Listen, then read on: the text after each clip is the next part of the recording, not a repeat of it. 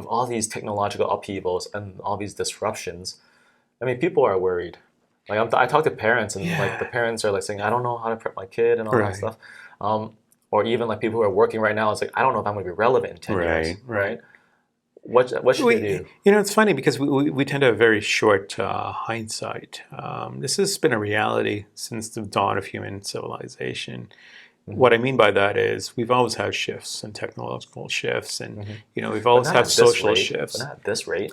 Um, I mean, the concept's still there, Okay. and where I'm going with this is the idea that in terms of adaptability and so forth, that is the core things still are necessary. You still Hmm. need to be able to be resilient. Hmm. You still need to be able to pivot. You still need to be able to be flexible, understand Hmm. opportunities that Hmm. comes in front of you.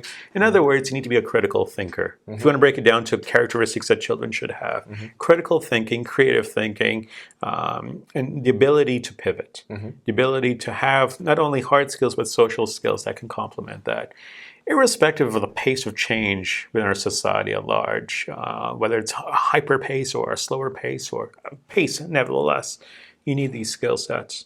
Hmm. And those who have those skill sets are generally better equipped to deal with change. Hmm. So it's not necessarily, if you're a parent, you need to get them to learn more about AI and machine learning or Hmm. this and this and Hmm. this. I would suggest very strongly focus on those soft skills Hmm. because it allows you to be able to adapt. Hmm. And even if technology increases Hmm. dramatically in the long run, Hmm. and the workplace is very different in the long run, Hmm. the capacity to adapt, Hmm. to change and interact with Hmm. that change in a Hmm. meaningful way, Hmm. that's something that kids should be taught how to do at a very young age. So it's almost like hard skills. It's a given that hard skills are going to keep changing, and it's the soft skills that allow you to keep adapting to that. Adapting to it, embracing it, evolving with it, Hmm. Hmm. pivoting with it, and embrace it. Hmm. I think in our society we don't embrace change very quickly, and in fact sometimes we should pause and try and think of the implications of a rapid pace of change. Hmm. You see this with AI in terms of the ethics of AI, for Hmm. instance. Hmm. Um, Yeah, we had this conversation like a month ago, hmm. and you were saying AI has developed emotion, Yeah, right? yeah. Um, What I I mean, mean, one of the things is like, and one of the scary things is, right, we hear, people have been following AI for like a while now. right, And one of the things that we're told is, oh yeah, AI can't replace creativity. AI right, can't replace emotional stuff, right? right. But you just told me like last month that AI figured out emotions. I Yeah, mean, so like, so what's AI going to happen? discriminates. AI this can be emotional. AI Uh-huh. can be creative. Hmm. Um, So explain that. Explain like how that happens first. Like the. well, I mean, it's Uh-huh. like any human process. So, for instance, if we're looking for the best candidate, or Mhm. let's just talk about insurance, for Right. instance, Right. should I give better premiums to everyone, the Hmm. same premiums to everyone, or should I give different premiums to, say, young males and young females, or Hmm. older males and older females? Hmm.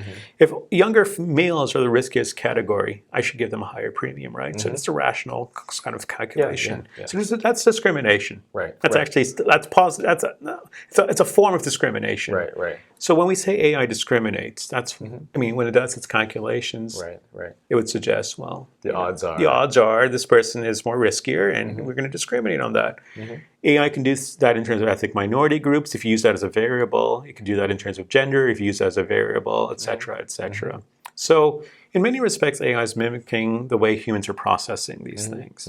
And these are the scams that you were talking about earlier. Yeah, the schemas that we have in our, and so AIs are built on schemas. They're built on previous knowledge, right? And we build on that. Hmm. So it's not surprising that AI is discriminatory, So even in the case of like creative, like in creative work right? or critical thinking work and all that, like AI's AI can't replace that.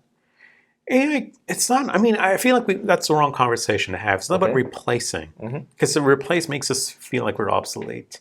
Yeah, that's what people are afraid of, right? But I mean, humans are going to. I mean, we forget we're the ones advancing AI technologies. Hmm.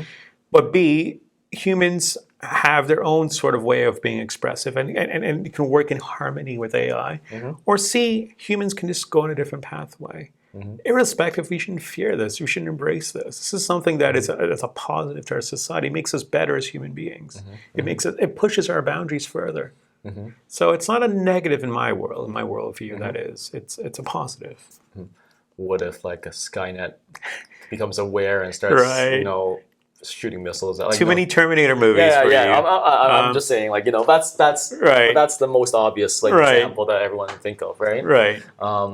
Yeah. Is there? I mean, isn't that a concern or?